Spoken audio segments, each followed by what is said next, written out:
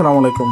দেখেন গতকালকে একটা চমৎকার একটা দৃশ্য দেখলাম। আসলে অবাক হয়ে গেলাম। একটা ফার্মে নিয়ে গেলাম একটা অর্ডার মানে মাঝরাতে, যেখানে ভিলা নাই, অনলি মরুভূমি আর সুন্দর করে একটা সময় কাটানোর জন্য আরবির একটা ঘর বানায় বা এটাকে ফার্ম হাউস বলে। ফার্ম হাউসে গেলাম। তারা ফার্ম হাউসটার মনের মাধুরী দিয়ে সাজায়।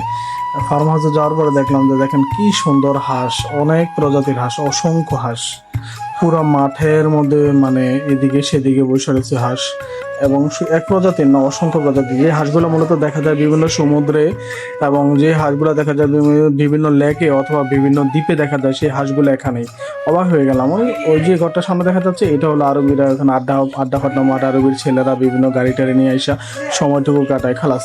সাথে আবার দেখলাম যে পাখির ঘর। বড় ঘরটার মধ্যে পাখি আছে, আর এই ঘরটার মধ্যে হাঁস, আরো কয়টা হাঁস দেখা যাচ্ছে। আমার সম্মতি এই হাঁসগুলা যে আমাদের দেশে যে ওই যে মানে উঠতে পারে যে হাঁসগুলো, এই হাঁসগুলো আমার মনে হয়, বাকিটা আমি জানি না। এমনই মনে হইতেছে। বাট পাখি, পাশের বড় ঘরটার মধ্যে পাখি আছে।